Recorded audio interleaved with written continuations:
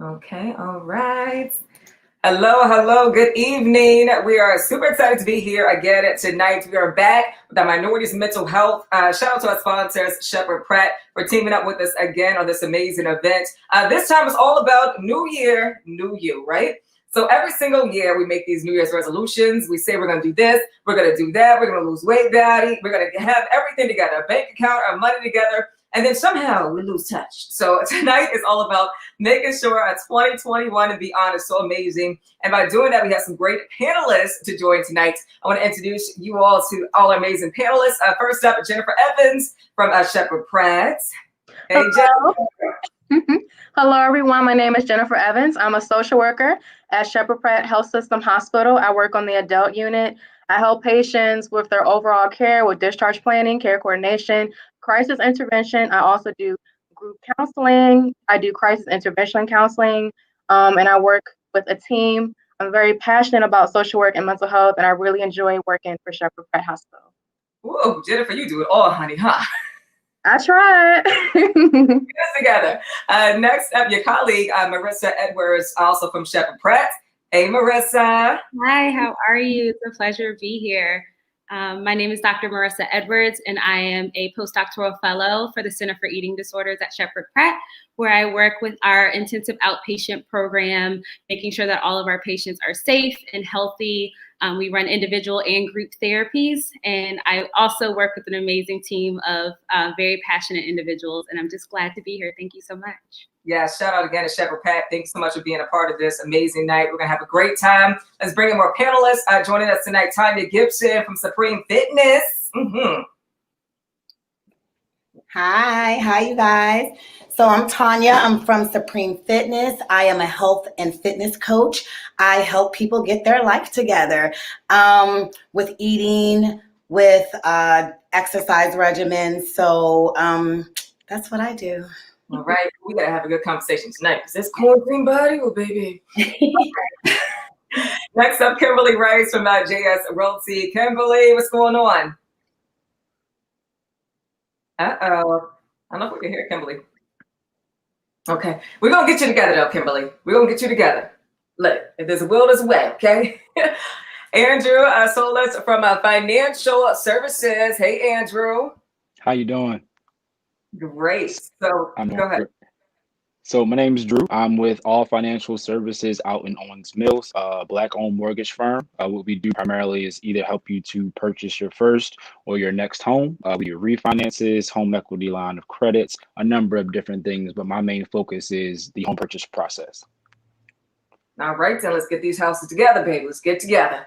Last but not least, Miss Brunson Queen, Credit Queen. Actually, to make sure I just get it together. Hey, y'all. Hey, my name is Rhonda, but they call me the Credit Queen. And for the last 17 years, I've been preaching and teaching the credit gospel to all who will listen.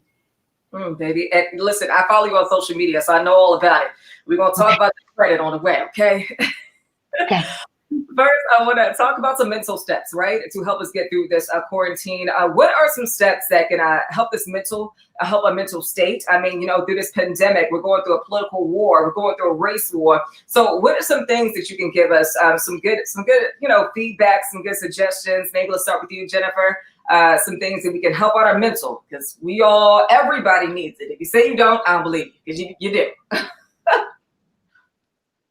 First thing that came to mind when you shared that with me, Persia, that's how you pronounce your name? Uh-huh. Okay, beautiful name. I thought of the Serenity Prayer. I think especially in times such as this, when there's so much happening around us in our world, so many stressors, we're all hit with many different types of life struggles and adversity. It's always important to keep in mind the aspects within our life that we can control and aspects that we can't control. And to focus on working towards the goals and aspects within our life that we can control and improve.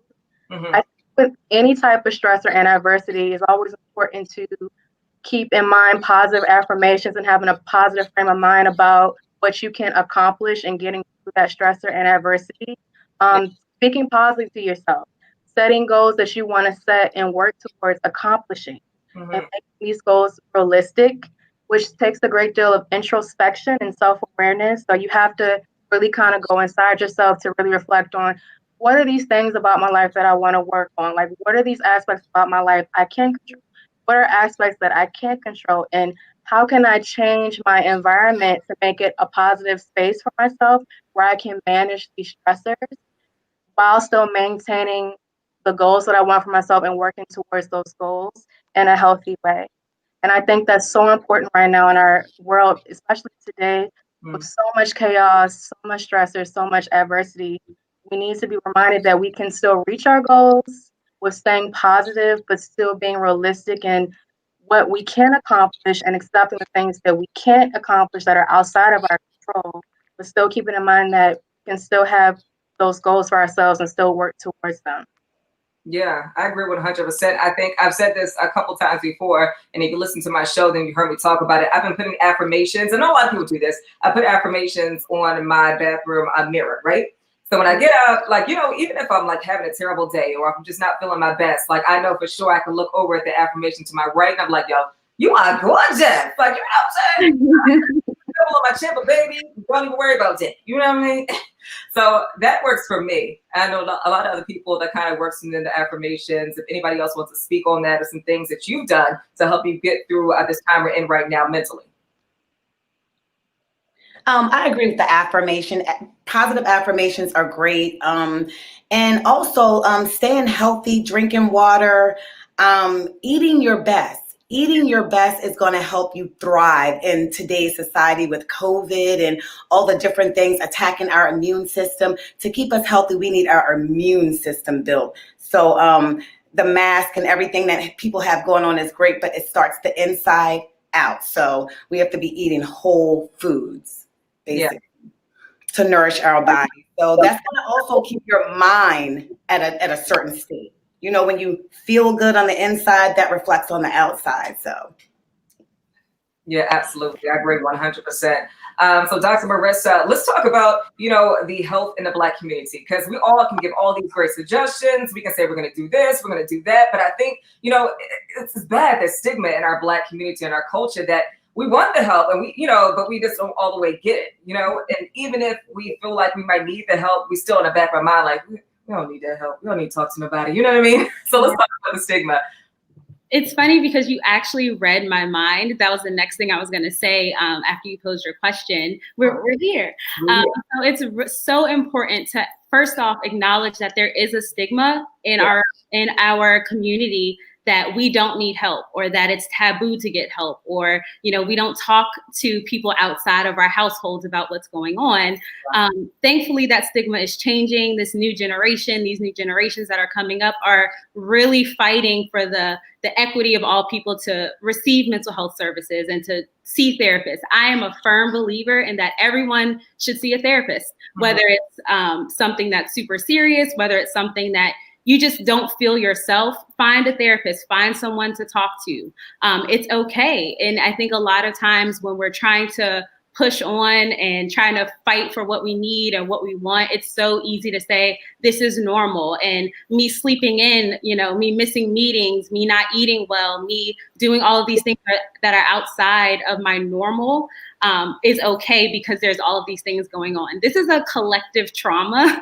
Quarantine, this pandemic has been a collective trauma for everyone. And so, including mental health professionals, but it is important to speak to someone. If you feel uneasy, if you start to notice things that are different, if you're seeing weight gain, weight loss, if you're noticing that your appetite's changing, if you notice your sleep patterns are changing, if you notice you're getting more irritable with your coworkers, right? Those are all signs that something isn't right. So feel free to reach out. There's so many resources online. There's hotlines, there's websites, especially I utilize Therapy for Black Girls so much, not just for women, but this is a website that shows you all of the people in your community who are mental health professionals who specialize in working with people of color. And so finding, these therapists that might look like you, that might not look like you, is so important in our community, especially now. Yeah, I agree 100%. I think that we all have to be familiar with, if it's not like a therapist, somebody that you can talk to. Absolutely. An outlet, just kind of like, all right, I need to vent. We all need a good friend we can vent to. And if it's a therapist or somebody outside of therapy, I think we definitely need that right now. Absolutely. Something else that I think also, fits into this equation of mental health and things we're going through is working from home.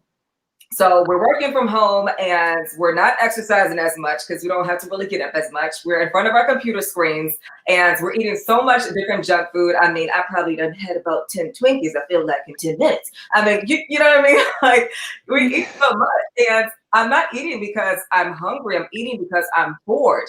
And, in between doing different things and after you finish working, it's like, what else do I do?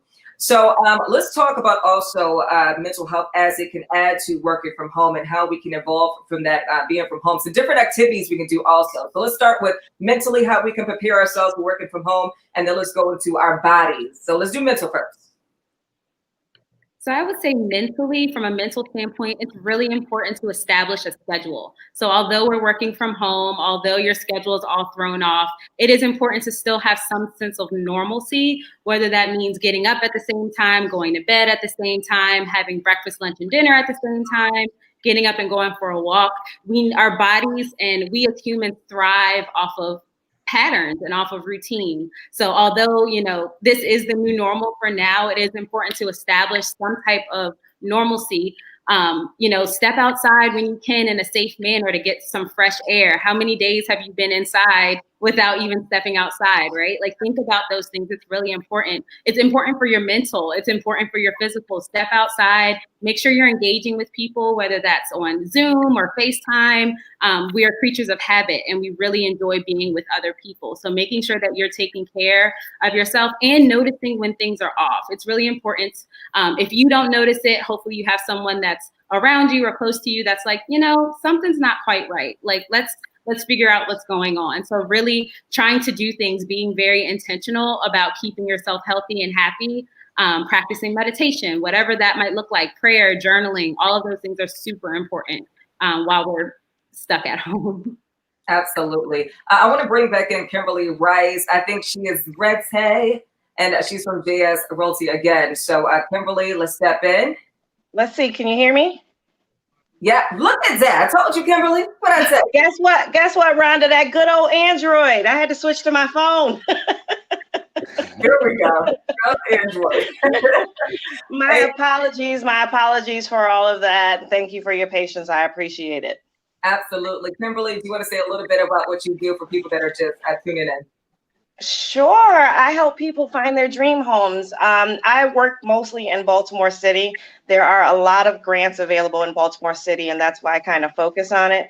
I work with a lot of first-time home buyers. Rhonda and I have partnered previously in assisting buyers and getting into their homes, working with credit. We've done workshops, and we just get them the keys to their new home. So that's my main priority. We all like without them spending all their money. Oh, we like that too. So that, of course, is a lot of people's resolutions for New Year, not only to get their mental together and to get their body together, but also get some new property, get their credit together, get their money together, and all of that ties into one. How is the real estate business right now? Is it a good time to actually get into real estate? Is it a good time to buy a home? It's always a good time to buy a home. Always a good time to buy a home. It's just being prepared. Right now, the market is rough because there's more buyers than there are homes. But I try to get my buyers to keep an open mind. You don't always have to get the house with the backsplash that costs $200,000. We can get the house without the backsplash that costs $115,000, and we can add an upgrade to our liking. Okay. Yeah, I've been doing lots of DIYs. It's been keeping me busy around this part. Yes. And it saved you some money.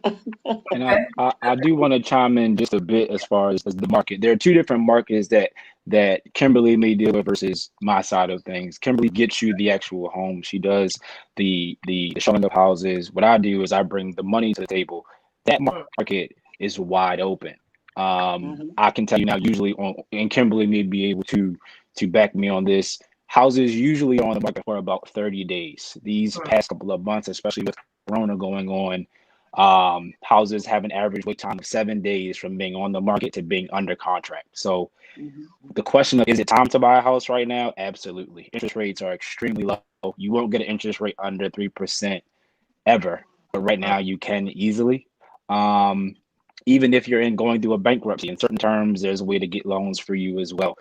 So is it a time to purchase or even just refinance your mortgage? Absolutely. If your mortgage is over a 3.5%, it's probably time to refinance. If you're thinking about purchasing, one silver lining that came from Corona is the industry and the market for your introductory rate or your interest rate is extremely low. So if you have the means right now, is definitely the time.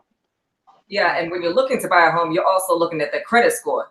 All right, Rhonda, we got to talk about this credit score because I think this is the biggest thing with everybody daily life. If you're buying a car, if you're buying a home, whatever it is, you have to make sure you have somewhat of great credit score. What is a good credit score, though? Like, what's a good number? Yeah, so I don't believe in scores. Okay, thank you. So just credit scores aren't really real. In 2011, they tried to pass legislation to regulate credit scoring. It failed because if they do regulate credit scoring, the banks would lose. So what we work on here is financial story. Before I send you to a lender, or I'm prematurely send you to a realtor, I have to understand the story that your credit report is telling. That is what the banks go off of. So never will they see an 800 score and say, oh yeah, let me give it to Persia, she deserves it. They're going to say she's got an 800, but why? And they're going to go through your financials line by line to create a picture of who you are. Because remember, banks never meet you. They only meet your report. They don't know that you're a great person, that you do great work in the community. They don't know any of that. They only know you by what they see in black and white. Okay, she done said what she said, honey. She meant that. That's right. She said, first of all, I don't agree with scores. Well, okay. When someone is looking to buy a home, though, because, you know, a new year, you really want to get some new things in your life. What is the first step they need to take? So tomorrow, I'm going to start looking for homes. I'm going to go on realtor.com or whatever it may be. What is the first step I need to take? Save. Okay. Save. A lot of people tell the stories about how they didn't have to bring any money to the table, but that's not so because there's upfront costs involved in buying a house. So you have an earnest money deposit, you have a home inspection, you have an appraisal. These are things that they want to see up front. Plus the banks also want to see money in your account that say that once we give you this loan, you can afford to pay your mortgage after the fact. Not that you've spent every single penny in your account to get to the table to purchase just to get your keys. May I piggyback off of that though? And also money with that, so important. Money is extremely important in any financial transaction. So your score is one thing, but how liquid you are does matter because we're making decisions, especially in the mortgage industry, of how you can keep up with these payments for 30 years. Your credit report can't tell us that. Your credit report can tell us how you manage debt now. Your money is going to tell me how you're going to be able to manage these debts moving forward. So money is extremely important. I did a video a few days ago about how much you need money. You need money to buy a house. Don't let social media, Instagram fool you. Money is important. Even if you don't spend one dime, they want to see that you have at least 3 months of the money in your bank account for the mortgage payment. Yeah, and I think that's the most stressful thing is you can't. And to follow up with that. Go ahead, Drew. Sorry about that. So to follow with that, your original question, I think, was what's a good score? This isn't a good or bad thing, but usually with lenders that we partner with, they're looking for a 620 minimum. That gets you just in the door getting approval, period. That's usually your go-to. It used to be 660. Some regulations have passed whereas though it's a little more lenient. So 620 is the score you're shooting for, bare minimum, to say, hey, do I at least pre-qualify for a mortgage? Money is also very much guaranteed. Certain loans, you have to at least have 3% of whatever the purchase price is saved in a bank account ready to spend on your home. And that just gets you the keys. If your savings only equate to 3.5%, once you move in, you're broke. You don't have any pressure, you don't have anything. So what we usually suggest in my firm is 4%. That extra 1% or that extra 0.5% is enough to furnish the home, at least have you comfortable for a month or so of payments. But money is definitely, like Rhonda said, it's huge. Don't let people fool you and say, I got into this house for no money down. There are certain ways to do so. Don't get me wrong, VA loans and things of that nature. But generally, that rule of thumb is 3.5% to 4% is how much you should have saved and ready to spend on your home when you're ready to make that purchase. Okay, and I want to remind you, if you're streaming us live right now, shout out again and thank you to our sponsors, Shepherd Pratt. You can ask all the questions you want. We'll actually post them up here, and I'll ask our experts as to whatever the question may be. If it's about your body, your mental state, your home buying process, your bank account, child, because it's all about the money this year too. We want to make good money and be mentally stable at the same time. Okay, so go ahead and look around there. Where the money reside, where the money reside. Yes. And that's how Mary had a little lamb. Hello.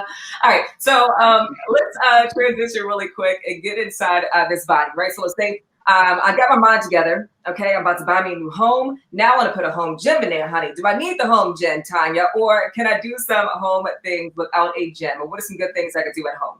You don't need the home gym, but you do just need a small space in there where you can make things happen. Okay. There's simple things like jumping rope, jump squats, push-ups. There are a lot of body exercises you can do right in your home to keep your figure up. Eating is going to be the number one thing to keep your figure up. What you eat, how you eat, when you eat. You can eat as much as you want to eat, but it's what you eat. You know what I mean? Eating fruits and vegetables with all the good nutrients, that's going to help you. But a gym in your house, you don't actually need it. You don't even need to go to a gym. You can do everything right at home, right outside. A lot of body weight exercise. You can purchase things. Since COVID, people have been like literally purchasing a lot of things, doing their workouts at home. I've still been training my clients and having small group classes. But it's a lot of things you can do on your own. And I show my clients what to do on their own. So when they're not with me, they can still maintain, their goals and still keep their goals in line. Yeah, absolutely. I think also what you mentioned about the eating, Yes. when you think about things that you want to eat, I feel like it also kind of messes up your mental state. Because, and Dr. Marissa, you can speak on this too, but I think it's also because, this is my resolution. But this is my resolution. I want to make sure that my body's better. But, Tanya's telling me I got to eat better. So now I'm like battling myself like now. So it's becoming a mental thing and a body shaming thing. So Dr. Marissa and Tanya, you can both speak on this. I know Dr. Marissa, you're big on, eating and disorders and things like that. You want to talk first? Sure. So I think, like you mentioned, our minds and our bodies are 100% connected. Don't let anyone ever tell you otherwise. What you put in your body affects your mental state. It affects your mood. It affects everything. So like Tanya was saying, filling your body with healthy foods, filling your body with fruits and vegetables are good for your mental. They're good for how you go into the world. It's good for your mood in general. Ever think about how you feel after Thanksgiving, right? Like you're sluggish, you're tired, you get the itis. It's because you're putting all these heavy foods in you. But think about how you feel after you've had a salad. You're not sleepy, you're not tired, you might not be super overwhelmed. Thinking about that is so important. And so it's also important, and I would be remiss if I didn't mention the prevalence of eating disorders in our community as well, something that we don't really talk about in our community. Mental health is one thing, eating disorders is an entirely different thing, but please be aware if you have questions about if you're eating disordered or if your patterns of behavior eating are altered, check in with somebody.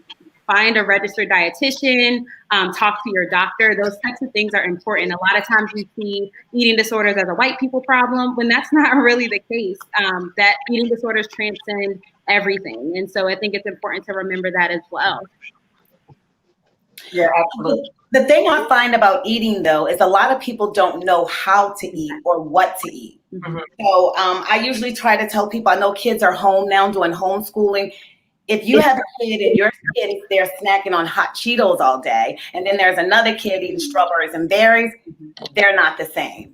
They're not even thinking the same. Like, you understand what I mean? So if your kid's home during the day, homeschooling, make sure that they have nutritious snacks because they're going to need that to power up their brain and their thinking. They need those type of things. Hot Cheetos, no. Mm-hmm. All those processed foods, it's just going to have them just not thinking right, not thinking, not there. Got to be the whole foods, fruits, vegetables, all the actual things that are actually food. Because a lot of things today are not food. It's a lot of chemicals and things like that. So we want to stick with foods, actual food. Yeah, I have been going to the grocery store. I've been doing more like Instacart and things like that. It's been like my best friend. And every time I try to get my kids some dinosaur chicken nuggets, they sold out. I'm like, well, everybody buying dinosaur chicken nuggets. So, I mean, think about it. A lot of different kids, like right now, they're eating, more junk food because they're not getting more nutrition meals while they're in school and things like that, like normally would be.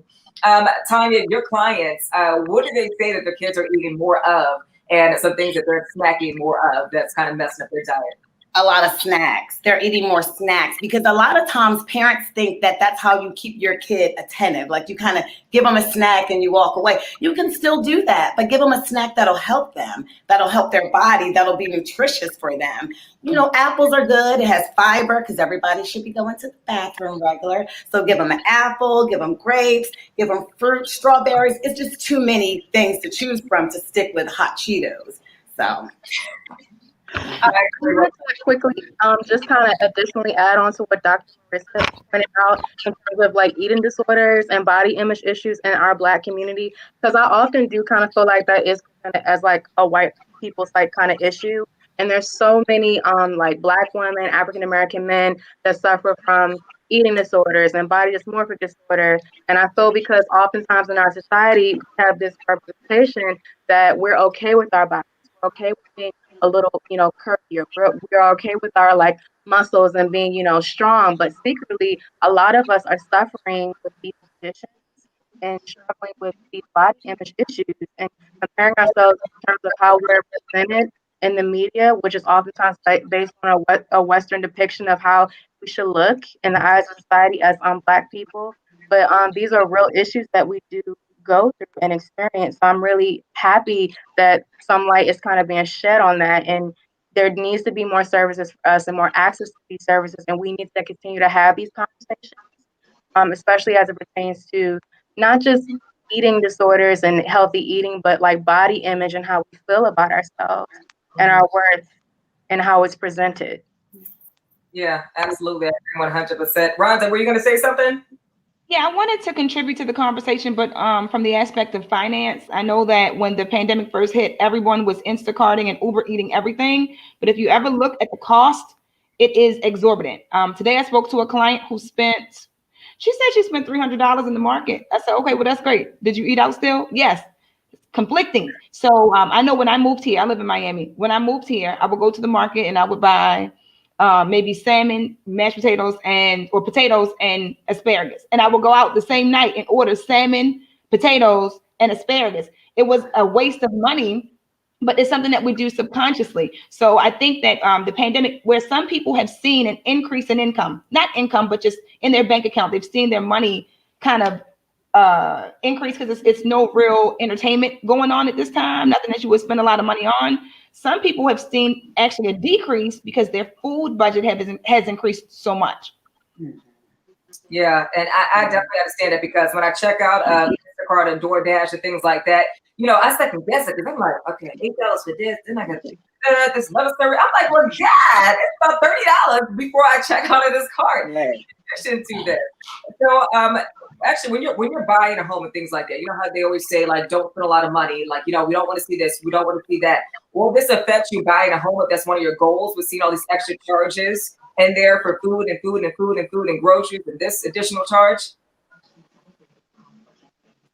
Wait, I couldn't hear the question. It was kind of chopping up just a second. Can you say it again? Oh, I'm sorry. Little Wi-Fi. Hello.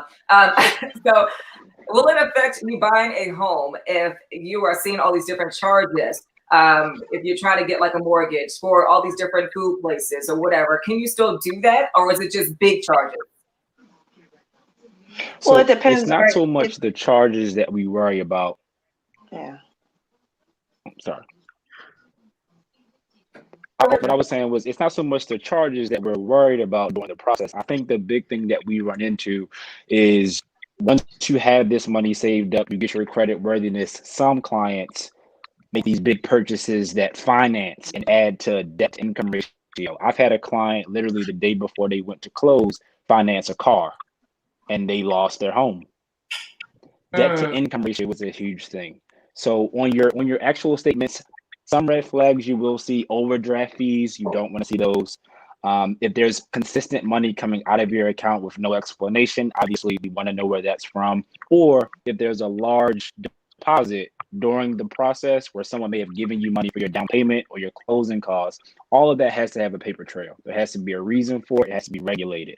So especially with Corona, we need everything to be updated when you receive it. If you get a new paycheck during the process of closing, we need that. If you get a new bank statement, we're going to need that as well, because we have to make sure that that picture shows that you have the ability to pay your loan throughout the process. So charges aren't too big, but financing other things during the process does have the potential to kill your deal. So that's one thing to look out for.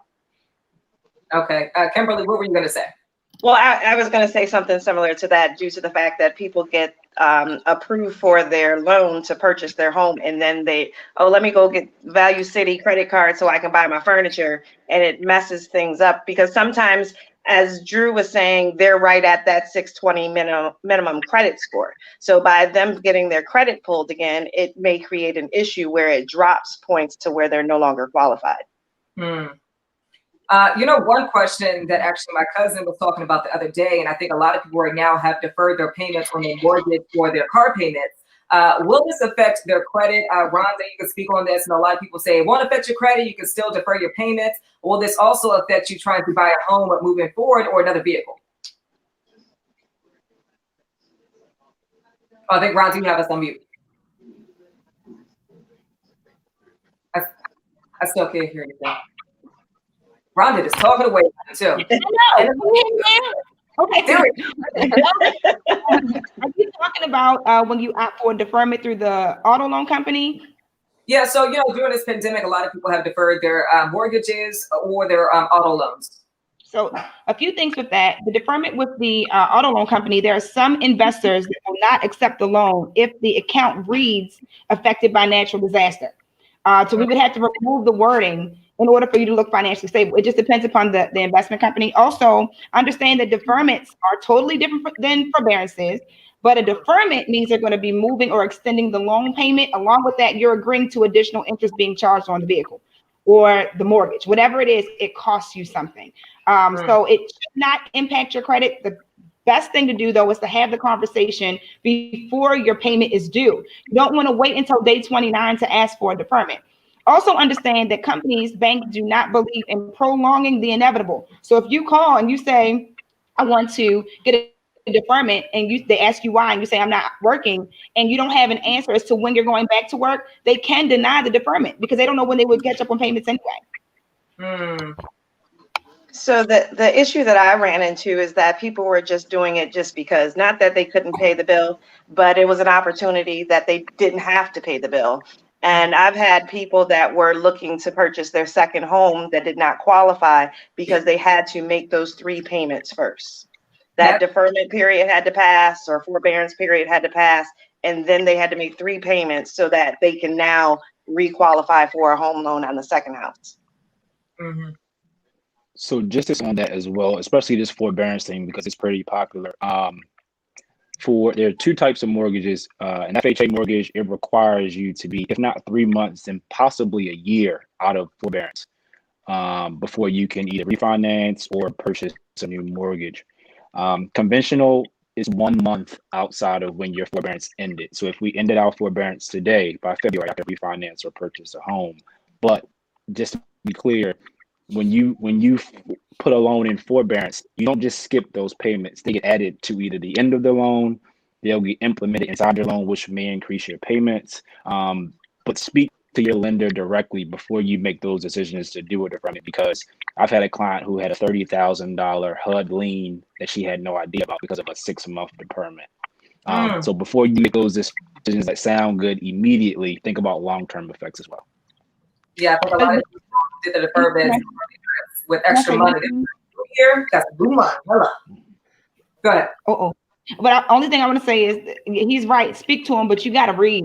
Like, don't take people's word for, especially in banking. You need to read the full contract to understand what you're signing into. That goes for forbearances, especially grants. A lot of the grants that people think they're getting are actually loans or attached to the deed of the property. So when you go to sell and you're thinking you're getting all this money and where the money resides, no, you're not. You got to pay these people their money back that they gave you to get the money in the first place. So just make sure that you read comprehensively. And if you have a problem understanding, get a professional to read it with you so that you can understand the language, because deferment and forbearance, totally different things. And people are going to be rudely awakened when their house starts going through the foreclosure process. Oh, gosh. Yeah. Okay, so let's get back into this resolution for some people as we have this New Year, New You. That is the whole object of tonight and the topic of tonight. Shout out again to Shepherd Prayer, our sponsors of the night. Thank you for teaming up with us again. I want to remind you, as you are streaming us live right now, you can comment, and we'll get some of our experts to answer some of your questions. We have a few comments. One is, what is one thing I could eat daily to watch my weight? Ooh, child, I want to know that too. One thing you can eat daily to watch your weight is almonds. Ooh, okay. Yeah, almonds, seeds for basically almonds have protein 1. They're going to be great for energy. They're going to be great for maintaining your weight loss, whether you're building or losing. Great for both. And I like almonds too. Is there something else for people who don't like the nuts? All green vegetables, every single one. All green vegetables are really, really good for you. Like, the thing is this, all the fruits and vegetables have everything we need in as far as like the nutrients, the antioxidants, the nourishment. Those are the things we need because we're electric. We need things that are electric also. And those are the things that's going to make us thrive, eating those things. I wake up, I have some turmeric tea, turmeric for inflammation. I squeeze a whole lime in it. And then after that, I eat an apple. Green or red? Red, but not red, like orangey red. So you know how they say breakfast is the most important meal of the day. It's not the most important meal of the day because you want to just eat the big, people wake up to eat breakfast, like pancakes, sausage, all of that. But it's like straight look around. It's straight cholesterol in the morning. You're clogging your arteries. Now you're tired. Where if you wake up and eat very light because your body has been fasting all night with no food, grabbing all the nutrients from the things that you did eat. Granted, it was nutritious. You wake up, you let the waste come out. Now you start all over again. If it's nutritious, you're going to feel good throughout the day. You're going to be ready to tackle that day. But if it's heavy, you're going to be like, okay, now what? You're not going to be ready. So that's why breakfast is the most important meal of the day because it sets the tone for the rest of your day. Yeah. Y'all need that. You know how they say you are what you eat? You are 100% what you eat. I can look at people and tell them their diet. What's my diet, girl? What's my diet? Stop, Persia. Stop. I'll DM you later. I was gonna say, slow down. But people see, as a trainer, people come to me and say things like, I don't really eat that much. And it's like, listen, you can't talk to me like that. Now, I'm not saying you eat a lot, but what you are eating, it's bad. So, you want to look at what you are eating, not that you don't eat a lot. People think you can't eat a lot. You can eat a lot, or you can eat a little bit. Just depends on what your needs are, and everybody's are different. Yeah. All right. Yeah, I'm going to do better. Now, DM me later. Okay, we're going to have a conversation. Yeah, absolutely. Dr. Marissa, do you want to talk about some different things that people, when they do eat and they maybe feel like they're overeating, like what are some different ways that you can kind of get that under wraps and get it together and say, hey, maybe I'm not overeating, or maybe I am, or what's some mental things with that? Yeah, so one of the main things is to practice what's called mindful eating. So practicing skills where you eat what's on your plate, not eating things out of a bag or straight out of the refrigerator, making sure you're sitting down as opposed to, walking around the house. A lot of times what happens is we become unaware of how much we're eating or what we're eating because we're not being mindful of what we're taking in or how much. How many times have we sat in front of the TV and just popped popcorn or popped a whole bunch of just foods in general, and you look down and it's like, oh, there's the bottom of the bag, and you were not even aware of what happened. So practicing mindful eating, planning out your meals is also very important. Thinking about what you're going to eat ahead of time, thinking about your goals, whether you're trying to lose weight, gain weight, maintain weight. Those are all things that are important. And when it comes to changes in your diet, making sure that you're talking to someone, talk to your doctor, talk to a dietitian, making sure that what you're doing makes sense. Don't just follow any and every person on Instagram who said, oh, I stopped eating for 3 days and now I'm, 10 pounds lighter. Yeah, that might have worked for them. They also might have, not done it the best way. So making sure you're being very intentional about what you're eating and making sure that you are paying attention to what you're eating and listening to your body. Your body will tell you when it's hungry. Your body will tell you when it's full. Taking time to do those things. The reason a lot of us are overeating is probably because you're not drinking enough water, right? Like your body will mimic the signs of hunger when it's thirsty. So try drinking water throughout the day, making sure you're just being very intentional about what you're eating, like Tanya was mentioning. And just to piggyback on that, doing your own research for yourself. It's out there. Information's everywhere. You can actually do your own research. You can heal yourself. You can lose weight. You can gain weight. You can do it all yourself if you do your research. But like she said, call a professional if you can't. But do your own research because you want to know about you for yourself also. Yeah. So if you can't afford a professional, ask Cousin Google. Right. Yeah. I think a lot of the issues within the Black community, mental issues and eating issues, have to do with what they put in our community. So you go to the low income areas and you see a McDonald's on every corner, right? You see these corner stores in every corner. I can go to the corner store and grab some chips and a soda. I can't go to the corner store and grab some apples and some other healthier snacks. So I know, Jennifer, I'm sure you would love to speak on more of this in the Black community. What are some different things that you've seen? I agree with you 100%. You brought up a really bad and major disparity that we have in our community in terms of like access to healthy foods, grocery stores, to like organic like vegetables and foods that are really healthy for us. In a lot of different corners and low social economic communities like neighborhoods, cities, they don't have access to these foods that our body needs to be healthy, to be strong, these resources and education. What is a healthy body? What is a healthy meal? What does that look like? What are nutrition, healthy foods that children need to develop and to grow healthy in our bodies? And this equity problem that we've had many, many, many, many years in this country is social injustice. And it's something that we're still fighting for today. It's I see a lot of my patients, and it doesn't affect them in terms of their health, but also their mental state because of their lack of diet and their lack of to these resources. It affects how they perform academically in school, in terms of their like work performance, and in their relationships, and how they interact with other people. And I agree with Dr. Marissa as well as Tanya Gibson. We have to have, the power and self-determination within ourselves. Like, we recognize this inequity in our community, and it is an injustice, and we are striving to work towards it. But we can also set that example and educating our families and our friends about this issue and problem, and taking that self-motivation within ourselves to make a change for our life for the better. So researching about healthy diets and healthy foods. There's so much out there. Like, there's so many different like diets and what works best for you. And right now, I would say in a lot of those communities, like getting access to like organic food, even like vegetables, is really, really hard. But we can like network and work together. There's a lot of different organizations, especially here, like in Maryland. I think Food on Meals in the community that have. Yeah. Oh, the Wi-Fi got the best of her too, honey. We all had our turn. Okay. Okay.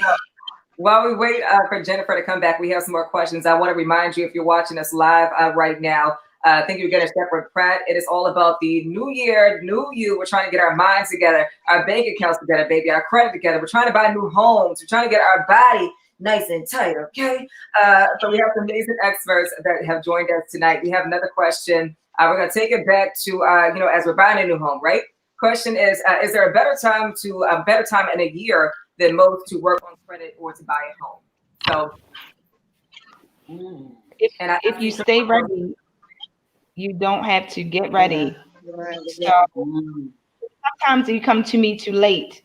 If there's a student loan issue, so for example, you can have a 700 score and still have student loans and collections. That's happened. So if that's the case and those student loans have to be rehabbed out, that's a 9 to 10 month process that has nothing to do with your score. See why they're not that important?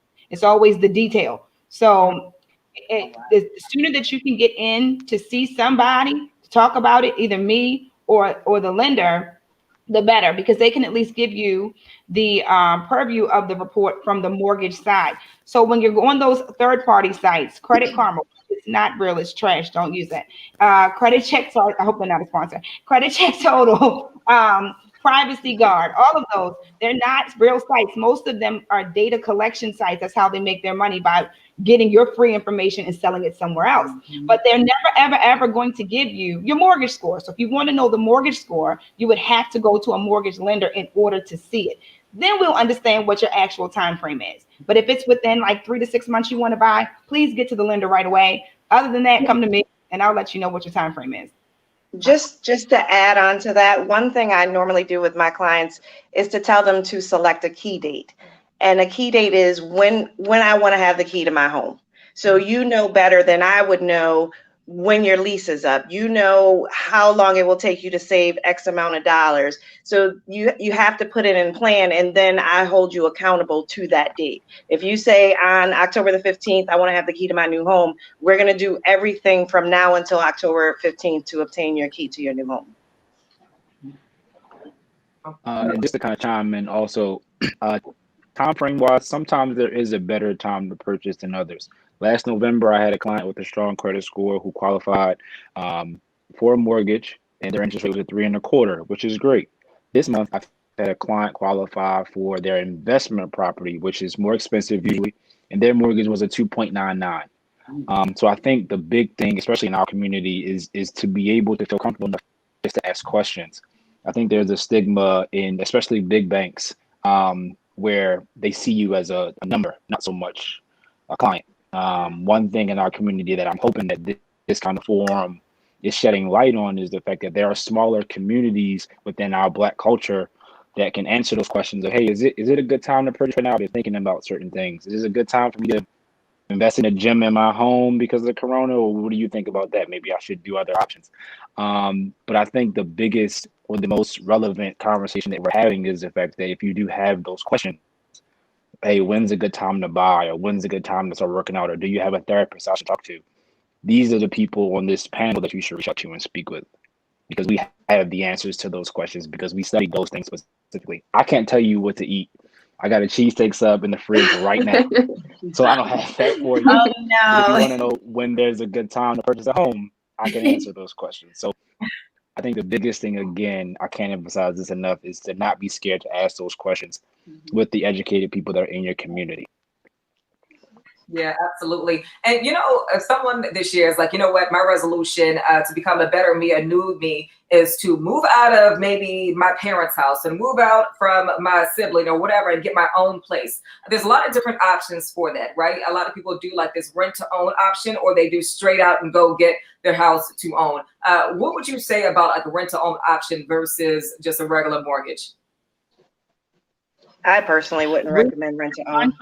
You gotta read it. You have to read the contract, because a lot of rent to owns they're not what they're supposed to be. You'll go in thinking, okay, I'm making a payment of $2,000 a month. They're gonna put $500 up for me for closing. No, they are not. You have to read the contract. Most rental agreements are just leases. You have to read it though, or at least understand what the benefit would be of renting to own. We don't really, in our industry, we want you to buy a house, okay? But just in case you needed to rent, just rent, but don't necessarily get into rent to own. Yeah, it may not be beneficial. And a lot of times too, you could have a private owner that's doing a rent to own, and that owner can end up going into foreclosure, and you've just put all that money into that house that you can never buy. And child, nobody wants that. Ooh, at all. Nobody said. I think each situation is very situational. I know some clients who just don't have the credit worthiness to be able to purchase at the time, and rent to own is their option. I know clients who think they can only rent but have credit worthy enough to purchase a home. But it's all about the story Rhonda was talking about. Your credit is who your actual personality is to lenders. If your credit says, hey, I'm trying to purchase a home right now, a sensible, wellness coach or a mortgage lender or broker is going to tell you it doesn't make sense for you to rent to own, or it wouldn't make sense to purchase right now. But you got to have someone that you trust, someone that actually makes sense and is educated on the subject. Okay, we have another question. Everybody wants to get homes around here in 2020. Yes. What are some of the benefits you can get to help you as a first-time home buyer? Ryan D. Lion, Magic 95.9's on. What up, Ryan? So he's trying to buy a home. What are some benefits?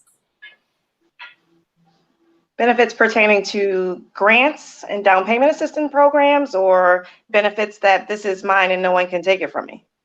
Let's give a little bit of everything. Yeah, so definitely the grants, and definitely mine, can nobody take it from me. That's it. So as Rhonda was stating earlier, you have some that are attached to the deed, which is when you sell the house, you still have to pay the city their $5,000 back. You have Live Near Where You Work program, the Block Grant.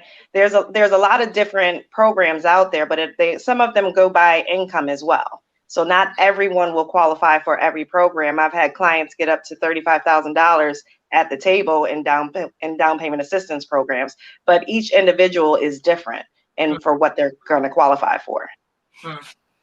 Well, they want to know about first-time buyers.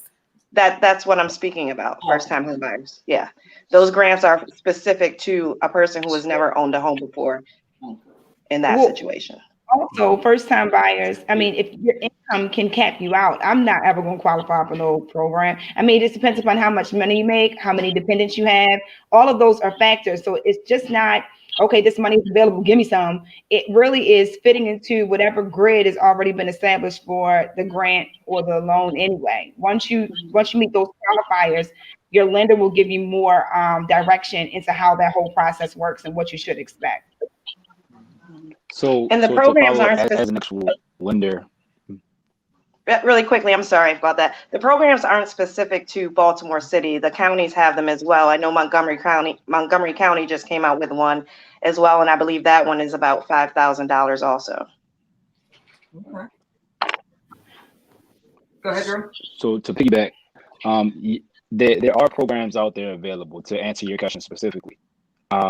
One of the main popular ones that I use specifically is the FHLB. They actually just increased it to $7,500 for non-medical employees and $10,000 for medical employees. It does not require a first-time home buyers class. There's a virtual seminar that's an hour long, kind of the same way our live is right now. The client does have to be under contract. That's a big thing. So you have to find a house, put an offer in, and the offer has to be accepted. And then your lender, who, if it was me, would handle the application side of things. You would basically just sign off and take that 1 hour class. But there's a lot of first-time home buyer assistance available. But on the flip side, with homes going off the market so quickly, some of these programs take 30, 45, even 60 days to get your grant. A person selling a home will say, well, I have one offer from someone who has the money up front. They don't need assistance. I have one offer for someone who has a block grant, which may take 30 days. They're going to go with the person that has the money up front and ready. So while first-time home buyers assistance is readily available, it's something you want to prepare for early, especially if you're not going to go with a program that's user-friendly like the FHLB. So you got to look into how long they take as well, because contracts usually last about 30 to 45 days maximum between start and finish from close. Yeah, and so also when you're buying a first-time home, and a lot of different people, might check your credit, kind of getting credit pulled from all different type of places. Who should be like maybe the one person you're allowed to check your credit, and how many times should your credit be checked? Like Ronza, you look like you're ready. Go ahead and give me the answer. Go to this credit. Those shoulders. You know what? She waited and she's like, "Oh, baby, I'm ready for this." Let's talk about your credit. When it comes to shopping for a home, I think that they said every inquiry, like for 3 inquiries, it might be 1 point, if that. So you have to be. When I first started my process, I'm in the process of buying a house down here. So when I first started, I started with a lender in New Jersey who I love, and he offered me 3.12 or something crazy. But the lender down here offered me 2.75 in cash at closing. So you can't be afraid to apply. Even if you lose 1 point, it's worth the point if you're going to save an interest, because that's what's going to determine your monthly payment. So I would not go to 20 banks. I definitely would not start with anything like Quicken Loans, Rocket Mortgage. Don't start with them. Start with someone that you can actually talk to and have conversations with, because the process is emotionally draining. I put a post up on Instagram a few days ago. I was financially ready to buy a house. Emotionally, not so much. It is a whole crazy market. I've been offering 10,000 more than asking and getting bought out or outbid in cash. It's a different type of monster. So what Drew was saying about the grants and stuff is right. You may qualify for a grant, but the seller doesn't have to wait for it to pay out. So it's always best to go where the money reside, where the money reside, where the money reside. Get your money right, because it's not going to work. That's all 2021, baby. That is the anthem of all 2021, where the money resides. Yeah. Ronza, let's start with you and we'll kind of trickle down before we have a couple more minutes left on here, a little bit about like 5 minutes or so. What is like a realistic resolution for people who are trying to get their credit together?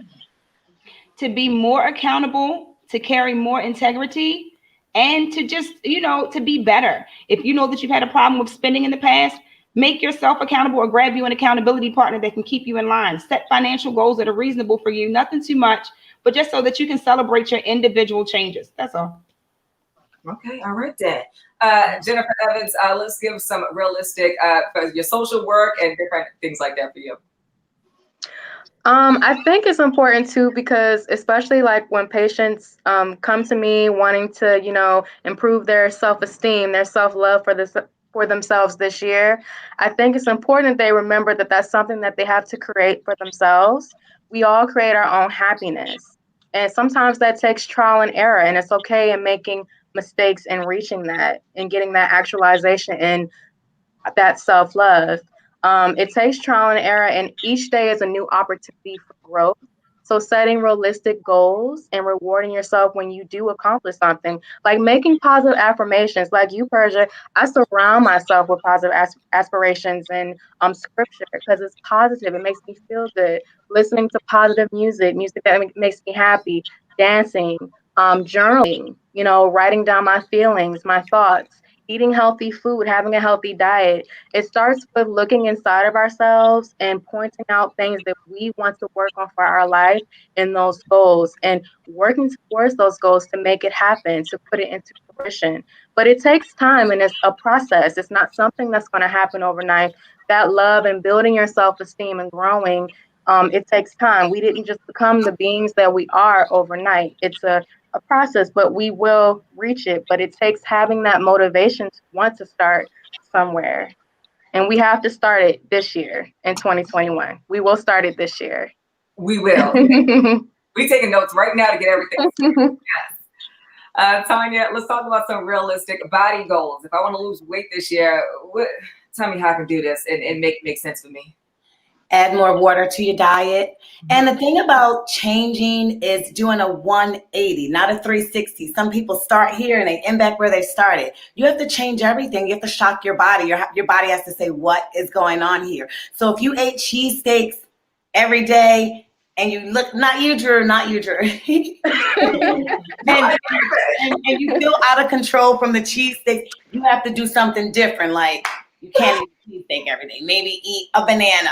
Just saying, it's about creating healthy habits for yourself and for your life. Because in this lifetime, I think everybody should take a chance on seeing what they can create for themselves. It's for you.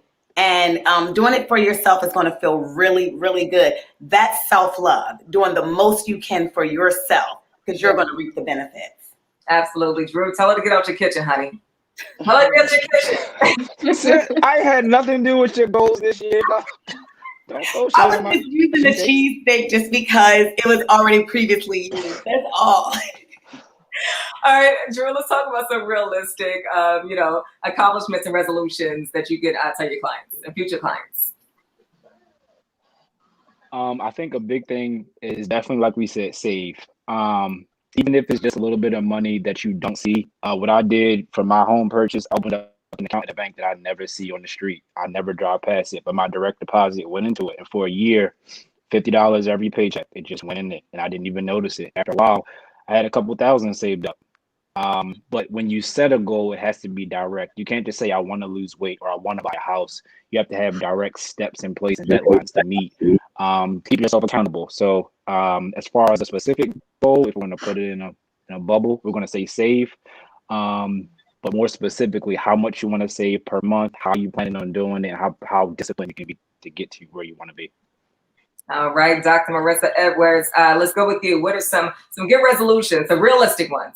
Yeah, so we're talking about a lot of different things: finances, health, mental health. A lot of things are important to remember, especially not trying to change everything all at once, right?